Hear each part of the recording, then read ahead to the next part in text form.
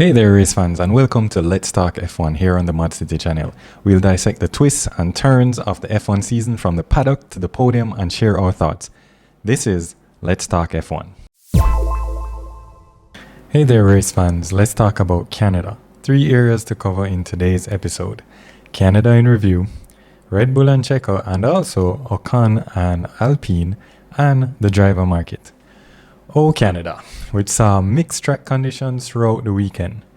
Rain was the order of the day for practice, well at least for FP1 and FP2, with FP3 showing some promising runs for the teams and data collection. I'm sure all the teams were able to do simulation runs and also to gather a lot of vital information for the race day. Max had an issue with the energy recovery system, coming into the pit with a small fire, forcing Red Bull to break out the caution tape for the garage.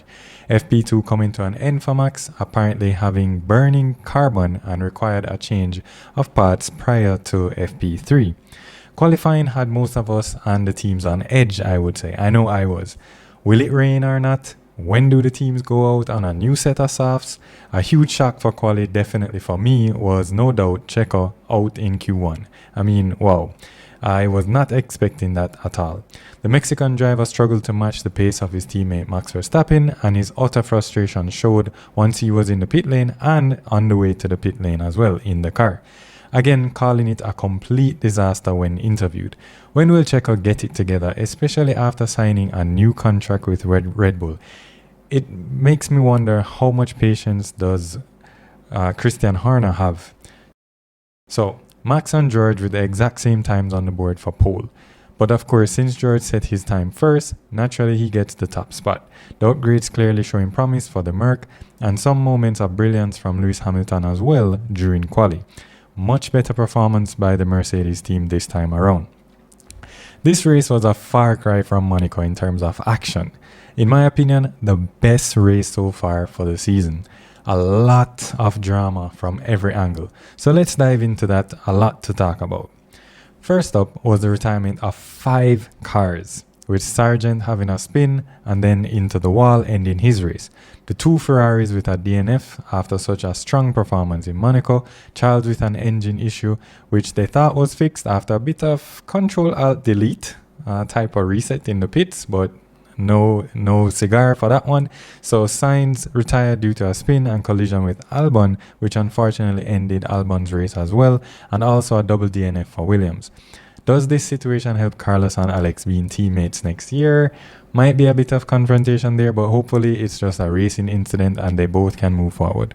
More on Sainz and Williams in a minute. Sergio Perez with yet another bad performance, spinning and losing control, sliding backwards into the barriers with heavy rear wing damage. That was his race done and dusted, and he limped it back to the pit area, with the stewards looking at a potential unsafe car on track situation, so maybe some penalties in the future for Perez. Second bit of action on track was the tyre strategy of the various teams.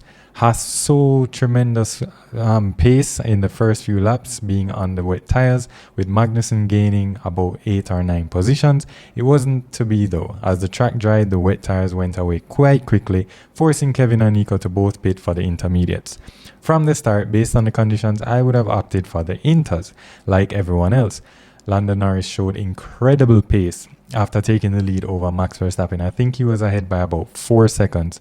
But this is a big part of racing, right? Taking a gamble with the tires and having strategy play a major role in the overall development of the race and ultimately where you finish on the grid. Tough break for Yuki though, who tried to follow the steward's instructions with the bollard and totally took it out. And of course the McLaren team were on the radio immediately stating it's a safety hazard on track, because yet another safety car would have been to their advantage. Sometimes F1 is like Hollywood, I think, and we get some great acting and tactics. Nonetheless, the race saw 2 safety cars, and Lando and Max surely made it exciting, with Lando pitting a bit later and then trying to come out in front of Max. I'm sure Max pushed like crazy on that lap to regain the lead. Some other shoutouts for the weekend. Wasn't that an absolute stunning overtake by Albon to move up the grid by 2 places? Haven't seen anything like that in a while. The Mercs certainly were allowed to fight it out, and we saw George take the last podium spot from Lewis, Good to see them battling on track and keeping it clean. The last point before we move on is that this marks 50 wins for Max in about 75 races, which is a stellar performance. Can he keep it up for the rest of the season? We will be surely watching closely, and we hope to see more exciting races such as Canada. So let's move on. Checo at Red Bull until at least 2026. So sorry, Yuki. Red Bull recently announced Checo's placement in the team going forward, which then adds more speculation to the driver lineup. I think this was the best case for the team, and I think Checo certainly gets along with Max for the most part. Despite the challenges in the past, we all can recall Max refusing to give Checo the position and allow Checo to finish the race ahead of him, even saying on the radio to GP that they should never ask him to do that. Very unfair, especially given what Checo did for Max in 2021. But that's old news, so we will only look to the future. So far this season, Checo has been doing fairly well until Canada, in my opinion, with only some disappointing quali sessions under his belt. Canada didn't help with the Q3 performance.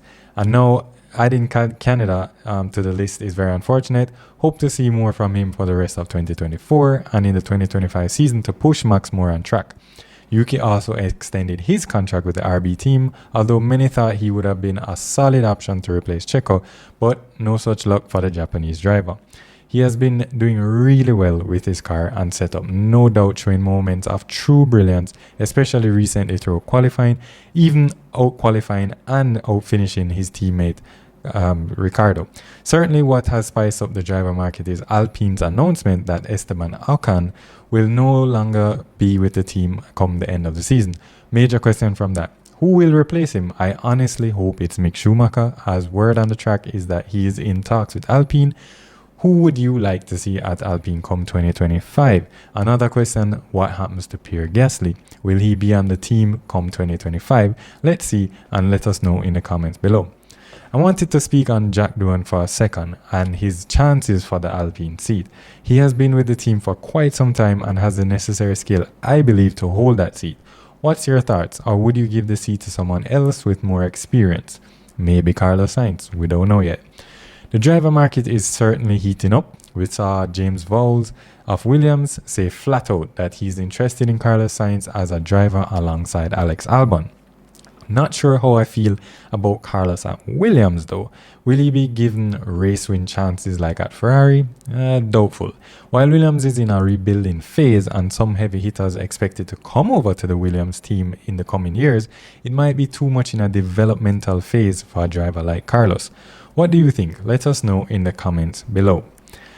That's all the time we have for today. Be sure to check out our other episodes and consider subscribing for more F1 content. Share your comments below and join the discussion. Please consider hitting that thumbs up button, which helps us out a lot. This is Let's Talk F1.